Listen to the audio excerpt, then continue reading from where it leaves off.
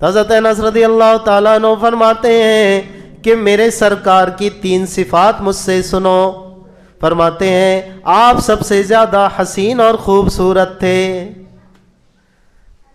نوجوانوں تم کس کی خوبصورتی دیکھتے ہو؟ تم کس کے حسن پہ فدا ہو؟ ارے یہ حسن تو مٹ جائے گا. ڈینٹنگ پینٹنگ ڈسٹمپر کلر ڈبے snow powder make up shake up foundation گنڈیشن. ہاں جی اس کا نتیجہ ہوتا ہے یہ سب. ورنہ اگر یہ سب بارش پڑ جائے اور چوپڑا ہوا جتنا ہے نا یہ اگر نکل جائے تو موت کا فرشتہ بھی ڈر جائے کہ شاید میں غلط ایڈریس پہ تو نہیں آیا ہوں. سب کی بات نہیں کر رہا ورنہ ہماری بہنیں سن لے گی تو ناراض ہو جائے گی. ہاں لیکن اکثر تو یہ جو حسن ہے نا بظاہر یہ ڈینٹنگ پینٹنگ کا نتیجہ ہے.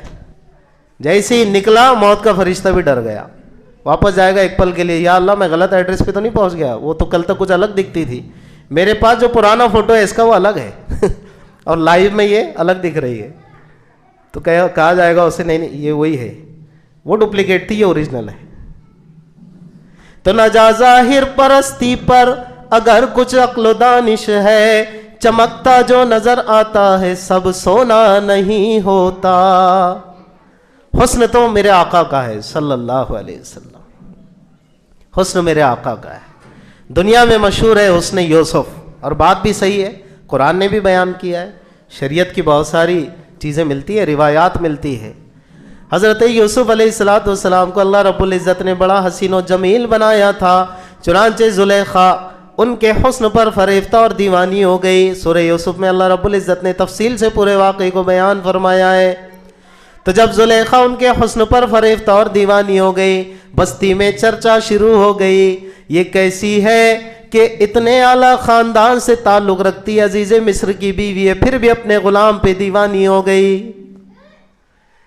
حسن کے آگے, یوسف علیہ السلام کے حسن کے آگے زلیخا بھی ٹوٹ گئی, اپنے ہی غلام پہ دیوانی ہو گئی. بستی میں گوسپس یہ چل رہی تھی, کانا پھوسی. گوسپس مطلب معلوم کیا تھے کو, اور عورتوں میں تو بہت رہتا نا, نہیں بھی معلوم تو معلوم نہیں تم کو, تم نے کس کو بولنا نہیں, ہاں میں صرف تم کو بول رہی. اگر جس عورت نے دوسرے کو یہ کہتے ہوئے کہہ دیا نا کہ تم نے کسی کو مت بولنا, میں صرف تم کو بول رہی, مطلب تم نے اب سب کو بولنا, کسی کو مت چھوڑنا. تو بستی میں مصر کی یہ گوسپس چل رہی ہے, یہ کانا پھوسی چل رہی ہے کہ یہ کیسی خاتون ہے اپنے ہی غلام پہ دیوانی ہو گئی.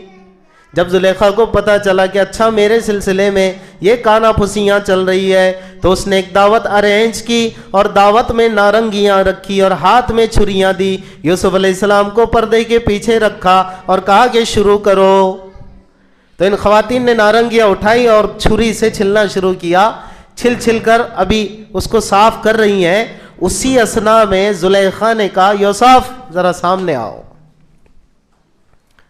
اور حضرت یوسف علیہ السلام جیسے ہی پردے سے سامنے آئے, اس ندا اور آواز کے بعد عورتوں کی بھی بڑی خواہش تھی کہ ذرا یوسف کو دیکھ لیں. تو جیسے ہی یوسف پر نگاہ پڑی, سیدنا یوسف علیہ السلام پر, ان کے رخ انور پر, پیغمبر ہے ان کی تعظیم لازم ہے. تو حضرت سیدنا یوسف علیہ السلام کے چہرے انور پہ جیسی نگاہ پڑی تو قرآن بیان کرتا ہے کھو گئی ان کے حسن میں. میں ترجمہ نہیں کر رہا ہوں, ایسی کھوئی کہ فقطعنا ایدیہن, اپنے ہاتھوں کو کاٹ دیا. دھیان نہیں رہا کہ ہاتھ میں چھریاں ہیں, نارنگی ہے, نارنگی کاٹنے کی بجائے اپنی انگلی کو کاٹ دیا اور پتہ بھی نہیں چلا کہ انگلیاں کٹ گئی ہے, خون بہ رہا ہے. حضرت یوسف علیہ السلام آئے اور پھر زلیخا نے کہا کہ اب واپس چلے جاؤ. جیسے ہی واپس لوٹ گئے تو زلیخا نے کہا او میڈمو ذرا اپنی انگلیوں کو دیکھو, تم نے انگلیاں کاٹ دی ہے. او ہم نے تو انگلیاں کاٹ دی. یعنی ریفلیکس سسٹم بھی اس وقت ان کا شل ہو گیا تھا, ڈل ہو گیا تھا, لل ہو گیا تھا. لل ہونا کہتے ہیں نا, وہ بھی کام نہیں کیا. اتنا مہ ہو گئی تھی یوسف کے حسن میں, اپنی انگلیوں کو کاٹ دیا. لیکن میرے دوستوں یہاں تک بات نہیں رکتی ہے. میری ماں, آپ کی ماں, تمام مومنین کی ماں اما جان عائشہ رضی اللہ تعالیٰ عنہ فرماتی ہیں کہ مصر کی عورتوں نے یوسف کے حسن کو دیکھا छुरियों से नारंगी काटने की बजाय अपनी उंगलियों को काट दिया। खुदा की कसम मेरे सरकार मेरे महबूब को देख लेती तो उंगलियों की बजाय अपने दिलों को काट देती। सल्लल्लाहु अलैहि वसल्लम। मेरे नबी का हुस्न था ऐसा, और आज भी है। जिन निगाहों की जरूरत है, निगाहों की जरूरत है। इसलिए शायर ने कहा उसने यूसुफ दमे ईसा यदे बैजादारी आंचे खूबा हमादारंद तू तन्हादारी।